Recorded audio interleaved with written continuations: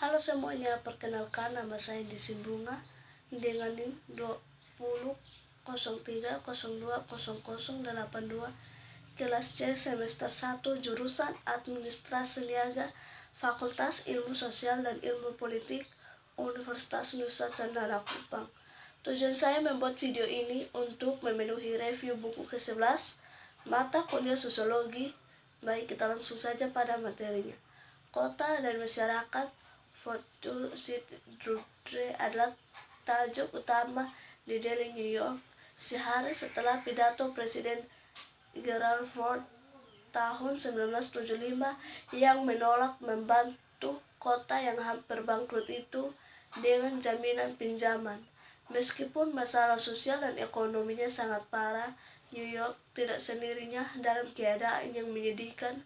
Kota-kota di Amerika Serikat, Inggris Raya, dan negara industri lainnya mulai menghadapi masalah besar pada tahun 1970-an yang disebabkan oleh perubahan ekonomi di seluruh dunia.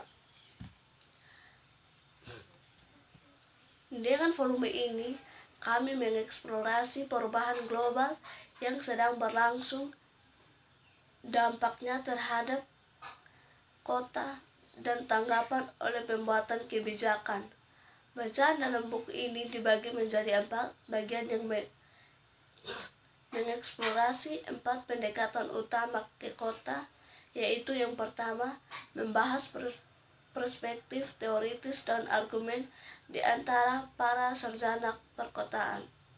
Kedua, mengeksplorasi dampak ekonomi global terhadap kota. Ketiga, menjelaskan perubahan ekonomi perkotaan dan dampaknya terhadap berbagai kelompok masyarakat. Keempat, menjelaskan beberapa masalah utama dan pilihan kebijakan publik. Perspektif teoritis teknik tentang kota dan masyarakat. Selama 30 tahun terakhir, pemahaman sosiologi kita tentang kota telah mengalami perubahan besar. Sejak awal sosiologi perkotaan hingga tahun 1970-an, paradigma semu atau cara pemahaman yang dominan dalam penelitian perkotaan adalah teori ekologi manusia. Teori ini yang dikembangkan menafsirkan kehidupan dan bentuk kota sebagai perpanjang dari proses alam. Asumsi terpenting ekologi manusia adalah bahwa kota itu seperti sistem yang hidup yang terdiri dari bagian-bagian yang saling bergantung. Bagian-bagian atau kawasan alam kota menurut teori diatur dalam pola yang teratur dengan kawasan pusat bisnis yang dikelilingi oleh lingkungan konsentris pengenalan lahan lainnya. Kemunculan ekonomi politik. Pada tahun 1970-an, beberapa sosiologi Prancis mengalihkan perhatian mereka ke studi perkotaan dan beberapa dari karya awal ini terjemahkan untuk audiens yang berbahasa Inggris. Sosiologi Prancis mencoba memahami hubungan antara esas pasar nyata, pemerintah, dan kebijakan sosial yang mengakibatkan pergolakan besar di perkotaan. Sumber inovasi lain adalah karya ahli geografis dan sosiologi Inggris yang studi menafsirkan kembali masalah perkotaan. Tulisan-tulisan baru memicu serangkaian konferensi dan publikasi yang mempertemukan para sarjana seputar agen penelitian bersama dan perspektif teoritis yang dikenal sebagai ekonomi politik, gender, dan penelitian perkotaan. Sosiologi perkotaan secara tradisional melihat kota melalui lensa ras, etnis, dan kelas sosial. Sampai tahun 1980-an, mereka jarang membahas atau mempelajari cara-cara di mana pria dan wanita menjalani kehidupan yang berbeda atau mengalami realitas yang berbeda. Studi awal gender terutama yang berasal dari ahli geografi feminis di Inggris Raya dan Kanada menyediakan perbedaan empiris dalam kesehari kedua jenis kelamin. Mereka fokus pada isu-isu seperti kebutuhan perumahan, lokasi kerja, transportasi, kesempatan reaksi, pekerjaan rumah tangga tanpa upaya dan keterlibatan masyarakat. Berdasarkan studi empiris ini meneliti perkotaan, mulai membahas literatur yang lebih luas tentang gender, termasuk pekerjaan perempuan, pola keluarga yang berubah, dan status politik dan ekonomi perempuan.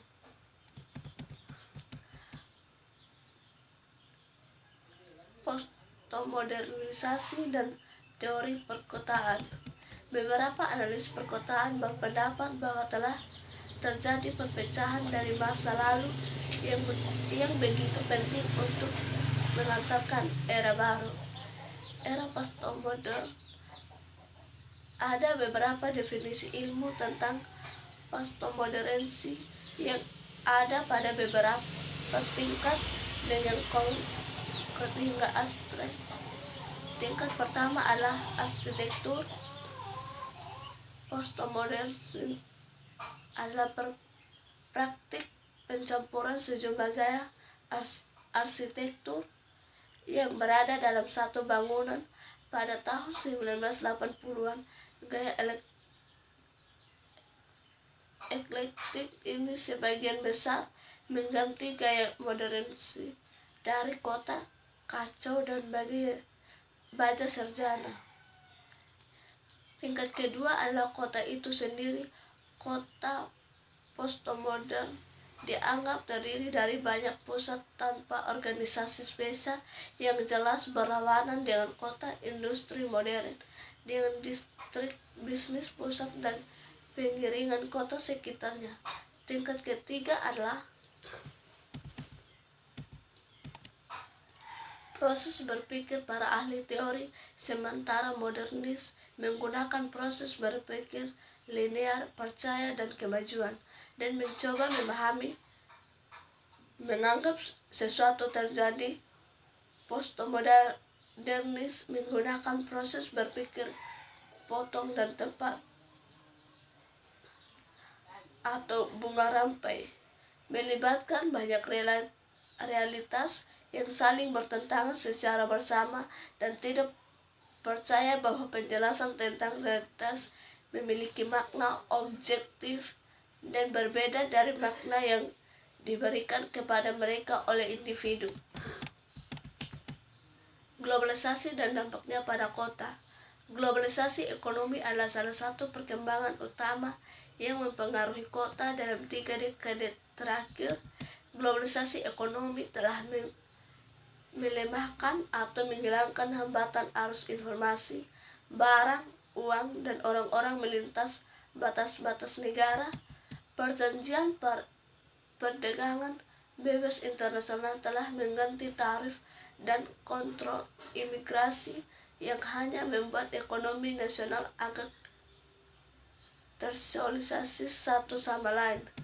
Pertimbangan bagaimana globalisasi telah mengubah sifat dan lokasi manufaktur. Globalisasi juga berdampak besar pada tenaga kerja. Di negara-negara industri, banyak pekerjaan berpengalaman telah dipindahkan dari pekerjaan manufaktur yang stabil dan bergaji tinggi, baja misalnya, dan dipaksa bekerja di sekitar jasa. Pada saat yang sama, posisi manufaktur berupa baru sedang diciptakan di sekitar industri yang berubah rendah dan diturunkan peringkatnya pakaian, misalnya, di mana pekerjaan dari negara industri bersaing dengan pekerjaan di seluruh dunia. Perubahan ekonomi perkotaan. Sejak tahun 1975, restrukturisasi ekonomi ditambah dengan globalisasi yang intensif telah memberikan pengaruh yang besar pada jenis pekerjaan yang tersedia di Amerika Serikat, Inggris Raya, dan negara industri lainnya. Karena pekerjaan industri telah menurun, pekerjaan telah tumbuh di industri seperti teknologi, komputer, layanan medis, layanan perusahaan, perhotelan, dan pariwisata. Pekerjaan ini cenderung bergaji sangat tinggi atau sangat rendah. Situasi pekerjaan ini adalah bahwa pekerjaan yang berpendidikan tinggi menemukan peluang mereka meningkat, sementara pekerjaan dengan pendidikan kurang dari perguruan tinggi melibatkan peluang untuk pekerjaan yang stabil dan bergaji baik menurun akibat perubahan tersebut. Data pendapatan menunjukkan bahwa ketimpangan sosial semakin meningkat. Kemiskinan yang terkonsentrasi ketika pinggiran kota tumbuh dan bisnis pindah ke luar kota. Beberapa lingkungan perkotaan ditinggalkan dengan sedikit atau tanpa sumber daya ekonomi. Daerah yang paling terpukul adalah lingkungan dalam kota yang menggabungkan tingkat kemiskinan yang tinggi dengan sejumlah besar penduduk ras minoritas. Gangguan ekonomi yang meluas dan migrasi penduduk kelas menengah Amerika ke lingkungan yang lebih baik telah digabungkan untuk menciptakan era kemiskinan terkonsentrasi di sebagian besar kota. Pemisahan kelas sosial dan hubungan perkotaan pinggiran kota. Kita telah melihat bahwa Amerika Serikat mengalami peningkatan polarisasi menjadi kelas-kelas sosial yang berbeda,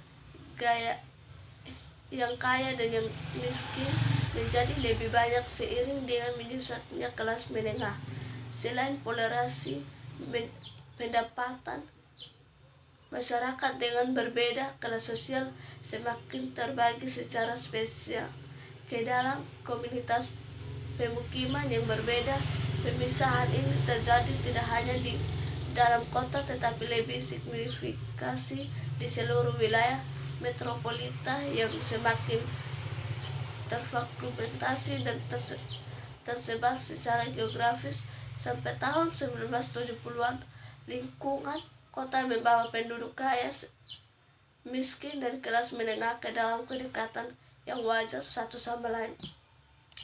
Tapi sejak saat itu, trennya mengarah ke kota-kota pinggiran kota yang homogen dengan kelas dan komunitas yang terjaga keamanannya untuk rumah tangga terkaya. Alkitabnya, anak-anak zaman sekarang cenderung tidak memiliki kontak dengan anak-anak dari kelas sosial di tempat bermain atau di sekolah daripada anak-anak tahun 1970-an.